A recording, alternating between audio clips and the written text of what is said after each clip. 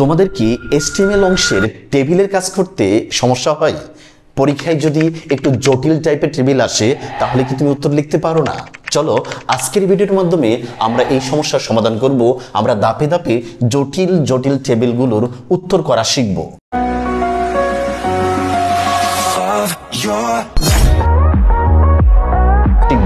দেখো এখানে আমি একটা টেবিল লিখে দিলাম। এই টেবিলে তুমি দেখো ABCD লেখা আছে। তুমি যদি খেয়াল করো তাহলে দেখতে পাইবা যে A অংশটা দুইটা জায়গা দখল করছে, আবার B অংশটাও কিন্তু দুইটা জায়গা দখল করছে। এখানে A অংশটা দখল করছে B এবং C এর জায়গা, এবং B অংশটা দখল করলো C এবং D এর জায়গা। তার মানে এখানে জায়গাটা দখল করছে, এখানে কলাম বাতিল পড়ছে, এখানে ডাটা বাতিল পড়ছে। আমি যদি এখানে ক্লিক করতাম তাহলে কিন্তু দুইটা অংশ বিভক্ত হতো, আবার এখানেও যদি আমি রেখা টান দিতাম তাহলে দুইটা অংশে বিভক্ত হতো। তো এটাকে স্প্যান বলা হয়, স্প্যান টেবিল। তো আমি আজকে করব স্প্যান টেবিলের কাজ। জটিল জটিল স্প্যান টেবিলগুলো কিভাবে করা যায় সেই কাজগুলো দেখব। চলো আমরা বেসিক অংশগুলো একটু লিখে নেই। এই টেবিলের উত্তর করলে তোমাকে কিছু বেসিক বিষয় মাথায় রাখতে হবে। আমরা প্রথমেই উত্তরে লিখে দেব ডক টাইপ লিখে দেব। কিসের জন্য এটা? এটা হলো আমাদের HTML5 এর কাজটা করতে গেলে আমরা প্রথমেই ডক টাইপ HTML এভাবে লিখে দেব। আমরা এখানে ডক টাইপের আগে একটা এক্সক্লেমেশন মার্ক হবে। তো এটা লিখে দিলাম। তারপরে আমরা বেসিক লেখাগুলো আগে লিখতেছি। HTML লিখব, তারপরে আমরা হেড লিখব, হেডের পরে আমরা টাইটেল দেব। টাইটেলে আমরা লিখে দেই স্প্যান টেবিল, যেহেতু এটা স্প্যান টেবিল।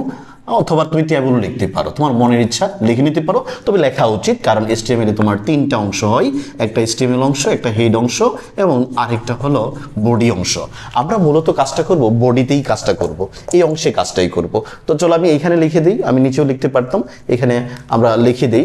টেবিল লিখতে গেলে আমাদের প্রথমেই যে কাজটা করতে হবে সেটা কি? টেবিল লিখতে গেলে আমি প্রথমেই লিখব টেবিল। ওই দিন আমরা গত ভিডিওতে কিন্তু আলোচনা করছিলাম, এটা বেসিক লিখতেই হয় টেবিল। তারপরে এখানে যেহেতু একটা বর্ডার আছে তাই বর্ডার 1 দেব, এবং এইখানে বর্ডারের পরে একটা সিঙ্গল বর্ডার আছে এবং মাঝখানে কিন্তু স্পেস নাই, তাই এখানে আমরা লিখে দেব সেল স্পেসিং 0 লিখে দেব।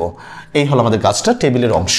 এখন আমি বাকি কাজটা করব। তুমি দেখো আমি যদি এখানে চিন্তা করি, একটু ভালো করে বুঝে নাও বিষয়টা। আমি এইখানে যদি কাজটা দেখি তাহলে এখানে কিন্তু দুইটা রো আছে। প্রথম রো কোনটা? দেখো প্রথম রোটা এই বিন্দু থেকে হেঁটে এই বিন্দুতে এসে থামবে, অর্থাৎ আমাদের 1 নম্বর রোটা হবে এইরকম। খেয়াল করো আমাদের 1 নম্বর রোটা কিন্তু এরকম হবে, বুঝছো? তো প্রথমটা কি A, তারপরটা হলো B, 1 নম্বর রোটা হলো এটা। বুঝতে পারছো? আমাদের এইখান থেকে হেঁটে এদিক দিয়ে গিয়ে এখানে গিয়ে আমরা বলবো এটা আমাদের প্রথম রো। যেহেতু প্রথম রো এর কাজটা করতেছি তাই আমি এখানে গিয়ে লিখবো TR, প্রথম রো, টেবল রো। এবার প্রথমে যেটা লেখা আছে এটার নাম হলো TD। যেহেতু এটা মোটা না, স্বাভাবিক লেখা, তাহলে আমরা এটাকে টেবল ডাটা বলবো।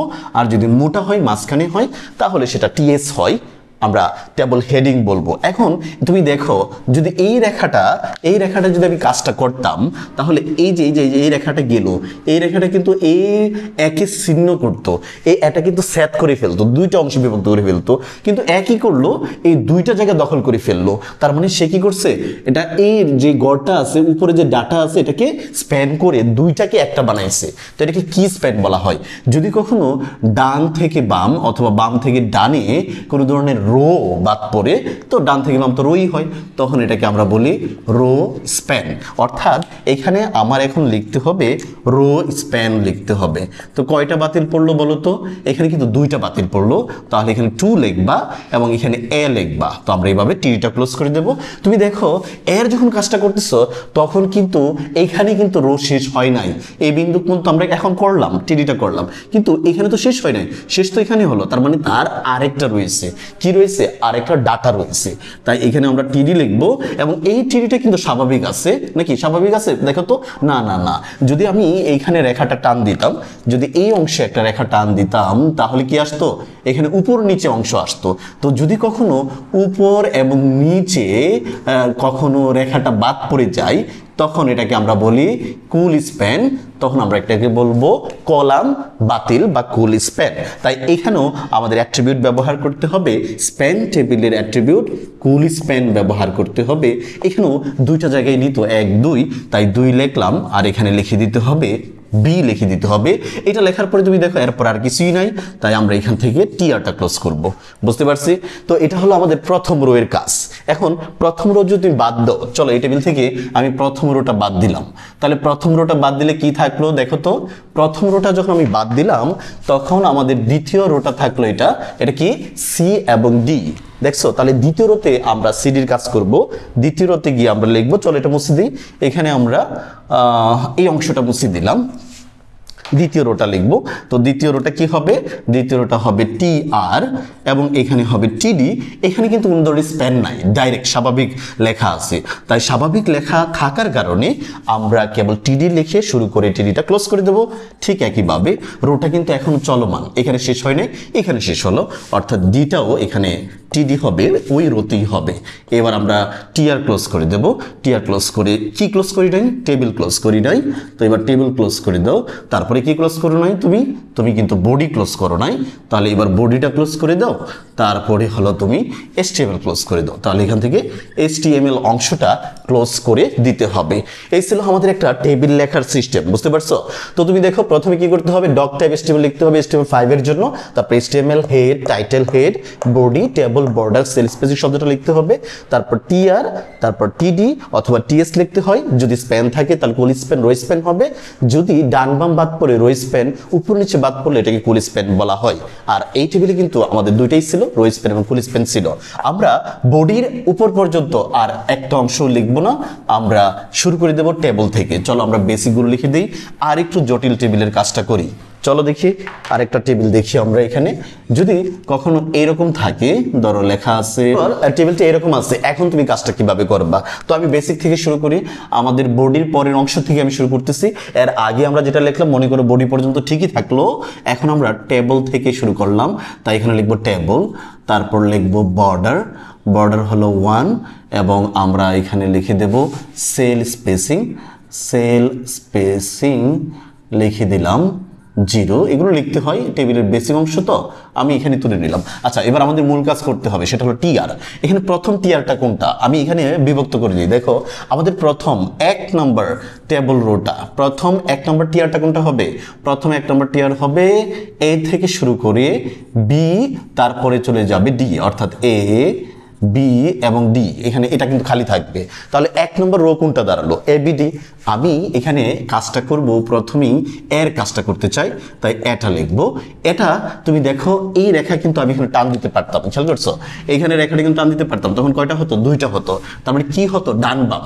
ডান বাম যদি হয়, এই ডান বাম যদি হয় তখন এটাকে বলা হয় রো স্প্যান। তাই এখানে আমি লিখলাম রো স্প্যান, এবং যেহেতু 2টা জায়গা দখল করছে তাই এখানে 2 দিলাম। যদি 4টা হতো তাহলে 4 দিতাম, যদি 5টা হতো তাহলে এখানে 5 লিখতাম, অর্থাৎ 5 লিখতাম। তো এখানে 2 লিখলাম, 2 লিখে বাকি কাজটা এখন করব। তো আমরা এখানে 2 লিখলাম, তারপর এ লিখবো, টিডিটা ক্লোজ করে দেব। ঠিক একইভাবে বাকি কাজটাও করব। বিটা কিন্তু স্বাভাবিক আছে, তাই বিটা ডাইরেক্ট লিখে দেব। এখানে আমরা বিটা লিখে দিলাম। আবার এই টিডিটা সর্বশেষটাও কিন্তু মাঝখানে আলাদা করলে 2টা অংশে বিভক্ত হতো। যেহেতু 2টা অংশে বিভক্ত হতো, তাহলে এটা ডান বাম যেহেতু নাই, আমরা এখানে ব্যবহার করব রো স্প্যান ব্যবহার করব। কয়টা জায়গা দখল করলো বলো তো? 2টা জায়গা দখল করলো, তাই আমরা 2 লিখবো, তারপরে আমরা ডি লিখবো। এবার কিন্তু আর নাই, এই বিন্দুর পরে আর কখনো রো এর অংশ নাই, তাই টেবল রোটা ক্লোজ করে দেব। বুঝতে পারছি? এবার আমরা কাজ করব 2 নম্বর অংশে। 2 নম্বর অংশে কি রয়েছে? 2 নম্বর অংশে রয়েছে কেবলমাত্র সি, অর্থাৎ দ্বিতীয় টিআরে আমরা যে কাজটা করব সেটা কি? দ্বিতীয় টিআর, এটাতে আমরা কাজ করব টিডি কাজ করব। এখানে কোনো ধরনের সমস্যাই নেই, তাই ডাইরেক্ট টিডি লিখে টিডিটা ক্লোজ করে দিতে হবে। তারপর তোমাকে টেবল ক্লোজ করতে হবে, আর আগের নিয়ম অনুযায়ী তোমাকে ব্যবহার করতে হবে বডি এবং এসটিএমএল ক্লোজ করতে হবে। এই ছিল এই টেবিলের কোডিং। প্রথমে তোমাকে এ বি ডি এর কাজ করতে হবে প্রথম রোতে, দ্বিতীয় রোতে কেবলমাত্র সি রয়েছে।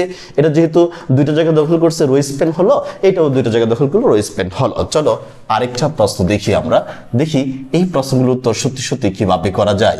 ধরো লেখা থাকলো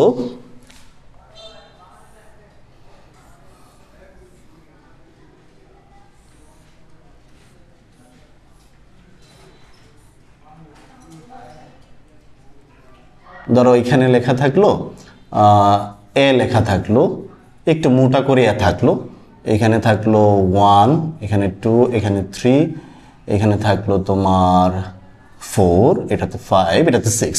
এখন এই প্রশ্নের উত্তরটা তুমি কিভাবে করবা একটু ভালো করে খেয়াল করো। যদি এই প্রশ্নের উত্তরটা করো তাহলে তুমি দেখতে পাইবা এখানে রো রয়েছে কয়টা, রো রয়েছে তোমার এখানে টোটাল 4টা। এটা হলো 1 নম্বর রো, এটা হলো 2 নম্বর রো, এটা 3 নম্বর এবং এটা 4 নম্বর। ঠিক আছে, তাহলে 4টা রো আছে, অর্থাৎ 4 বার তোমাকে লিখতে হবে। তো চলো আমরা বেসিকটা লিখলাম, এখানে প্রথমে টিআর লিখলাম, মানে প্রথম রোটা কাজ করার জন্য।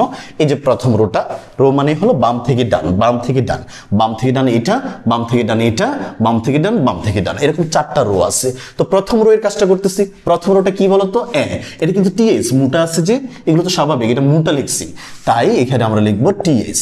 এবং টিএস লেখার পরে তুমি দেখো আমি যদি এখানে রেখা টান দিতাম, রেখা, তাহলে কি হতো বলো, তাহলে কিন্তু এখানে 1 2 3 4, 1 2 3 4 এই 4টা অংশে বিভক্ত হতো। যেহেতু 4টা অংশে বিভক্ত হতো তাহলে এখানে 4 লিখতে হবে স্প্যানটা, কিন্তু কি স্প্যান হলো, উপরে নিচে যদি বাদ পড়ে তখন এটাকে আমরা বলি কুল স্প্যান। অর্থাৎ এখানে আমি কুল স্প্যান লিখবো, যেহেতু 4টা হয়েছে তাই এখানে 4 লিখবো। 4 লিখে লিখে এখান থেকে টিএসটা ক্লোজ করে দেব। আর কিন্তু আমাদের টিআর নেই। এখানে যে দেখো আমাদের প্রথম রোটা কি দাঁড়ালো, প্রথম 1 নম্বর রোটা দাঁড়ালো আমাদের কেবল এ, কিন্তু হ্যাঁ কেবল এ, এবং এটি একটু মোটা ছিল, তাই এটাকে আমি 1 নম্বর রোটাকে এভাবে কাজ করলাম। একটাই ছিল, একটা টিএসসি ছিল, তাই একটা টিএস লিখলাম এবং এখানে টিআরটা ক্লোজ হয়ে গেল।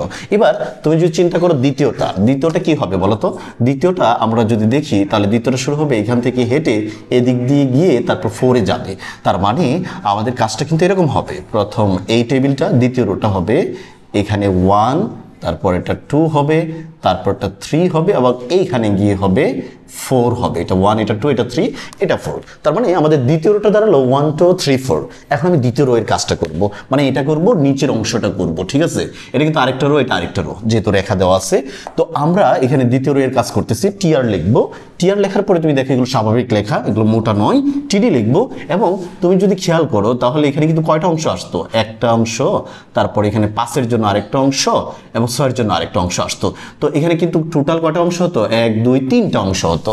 এই 3টা অংশ ডান বামে আসতো, যেহেতু ডান বাম তাহলে এটাকে আমরা বলবো রো স্প্যান। রো স্প্যান কয়টা হতো, 1 2 3, তাহলে এখানে 3 লিখবো। 3 লিখে আমরা লিখবো 1 এবং এখানে টিডিটা ক্লোজ করে দেব। ঠিক একই কাজ করব আমরা বাকিগুলোর ক্ষেত্রেও।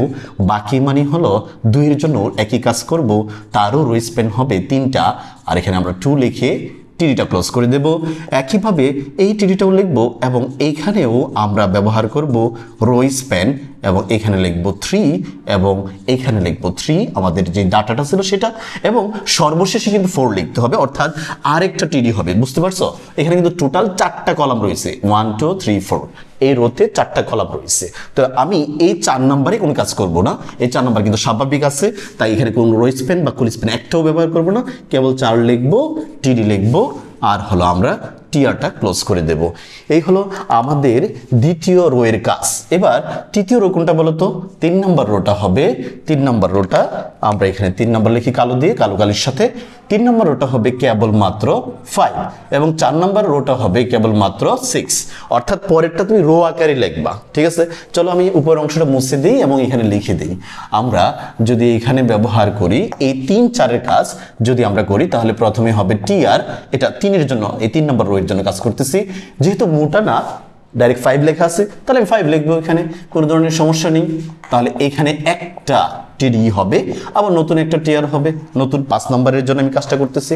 তাহলে 5 নম্বর কাজটা যখন করব তখন একটাই লিখতে হবে, টিডি লিখবো, 6 লিখবো, টিডি লিখবো এবং টিআরটা ক্লোজ করে দেব। এই হলো আমাদের কাজটা। তারপরে আমরা বডি ক্লোজ করে দেব, না টেবল ক্লোজ করব, টেবলের পরে হলো আমরা বডি ক্লোজ করব, এইচটিএমএল ক্লোজ করব। এই ছিল আমাদের এইভাবে জটিল টেবিলের কাজ করার পদ্ধতি। চলো আমরা তাহলে বুঝে ফেললাম কিভাবে জটিল টেবিলের কাজগুলো করা যায়। আশা করি শিক্ষার্থী বন্ধুরা তোমরা বুঝতে পারছো কিভাবে কাজ করা যায়। এখানে তোমার মূলত হলো রো স্প্যান এবং কুল স্প্যানের কাজটা। ফুল স্প্যান বুঝবা কি করে, যদি উপর নিচের কোনো ধরনের রেখা বাদ পড়ে যায় তখন এটা নাম দিলাম আমরা কুল স্প্যান, 4টা হলে তুমি এখানে 4 লিখবা, 5টা হলে 5 লিখবা, কমপক্ষে 2টা হবে আর কি স্প্যান হতে গেলে। আর যদি কখনো ডান বাম হয়, কখনো যদি ডান বাম মিসিং হয়, তখন এটাকে আমরা বলি রো স্প্যান। একই কথা, এখানে সমান দিবা, ইনভার্টেড কমা দিয়ে মাঝখানে 2টা হলে 2টা, সর্বনিম্ন 2টা, 3টা, 4টা, 5টা এরকম হতে পারে। প্রিয় শিক্ষার্থীরা, পরবর্তী ভিডিওতে টেবিলকে যখন আমরা ট্রান্সপোজ করব, পরিবর্তন করব, কলামকে সারি বানাবো, সারিকে কলাম বানাবো, এরকম টেবিলের কাজটা করব। বোর্ড পরীক্ষায় কিন্তু এরকম টেবিলও থাকে। সেই ভিডিওর জন্য তোমরা একটু অপেক্ষা করো, আমরা পরবর্তী ভিডিওতে ওই ভিডিও নিয়ে আলোচনা করব। ততক্ষণ পর্যন্ত সবাই ভালো থেকো, আল্লাহ হাফেজ।